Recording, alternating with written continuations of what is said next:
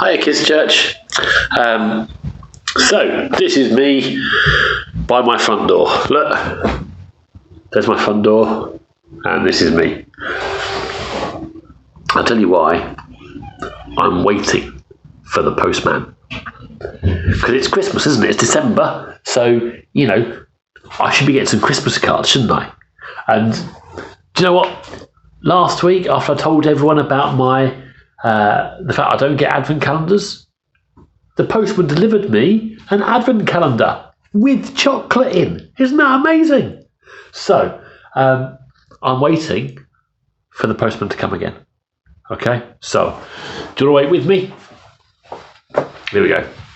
So, how long do you think I have to wait before the letters come through the door?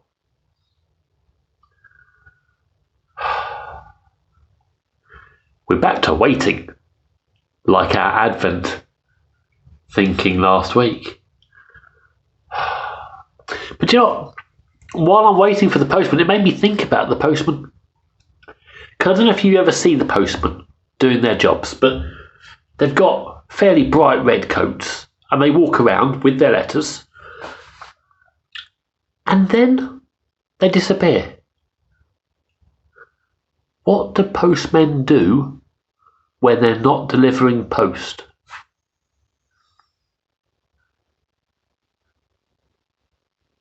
It's an interesting question, isn't it? I wonder if there's a place they all go to. I wonder if they have to get in the trucks and go find more post.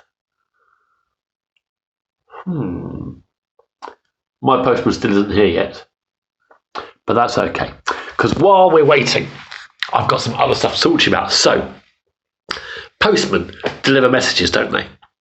But do you know what? In the Bible, there's no postman.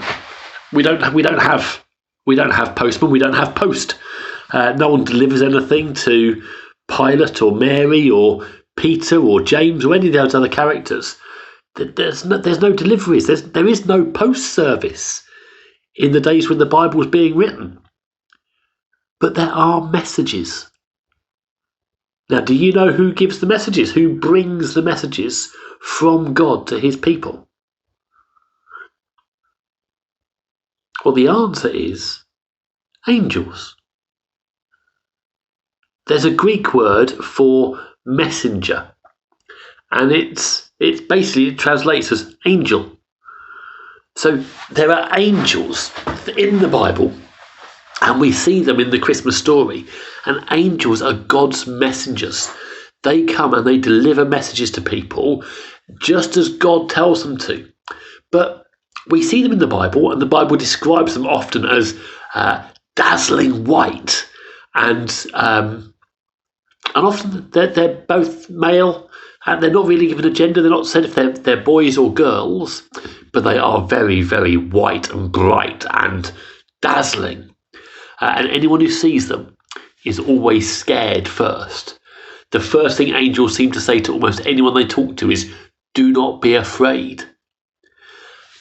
But then it makes me think, so what do angels do when they're not delivering messages from God? Now, we see them in the Bible, in the story of Joshua, when Joshua's about to attack Jericho. An angel appears to tell him about what's going on, about what he should do. Daniel, when he's thrown into the lion's den, God sends angels, and the angels come and shut the lions' mouths and stop the lions from eating Daniel. In fact, when Daniel's friends, Shadrach, Meshach, and Abednego, are thrown into a fiery furnace, there's an angel appears in the fire with them and keeps them safe from the fire. Angels appear throughout the Bible, and one of them, when in the Christmas story, when he says what's going to happen, he gives the message from God, and the person he's talking to says, how do I know that what you're saying is true? That angel lets in on a secret. That angel says, I am Gabriel. and I stand in the presence of God. That's what angels do. Angels stand in God's presence. They stand around God all day, all night. And as soon as God says, go, protect that person, tell that person this message, do this, they fly. But the rest of the time, they stand in God's presence. They worship God. And they just draw who they are and the meaning of their life from how close they stand to God. So through the Christmas story, we see angels a number of times. But I want you to remember the purpose of an angel is to be a messenger. And when they're not delivering messages, they are standing in God's presence. And so we know if we hear a message from an angel, it's come directly from God himself. Now, my postman still isn't here. But then it is Saturday afternoon.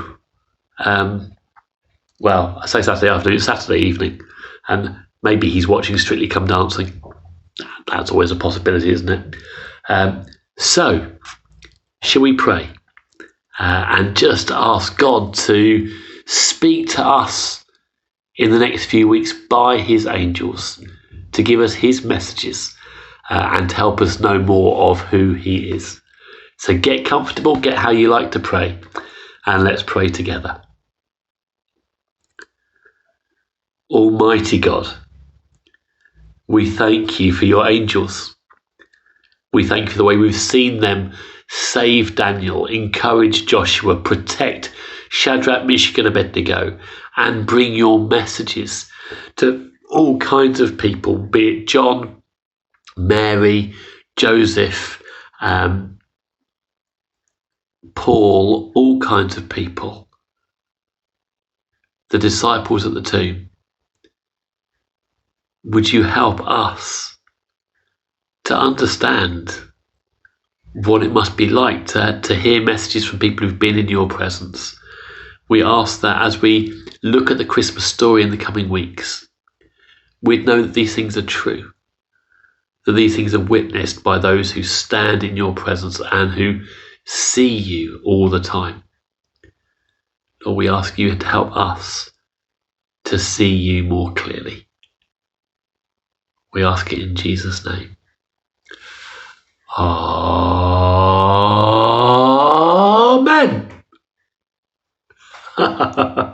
Thank you for joining me by my front door. Tuesday, 6 o'clock, we'll be doing our Zoom. Love to see if you manage to do some of the craft from the Kids Corner today on the website. If you could have coloured in the second candle on the Advent wreath that Erica sent to you, that'd be great too. And I'll see you Tuesday. If not, I'll see you next Sunday. Go gently, have a good week, and know that God is with you. Bye-bye.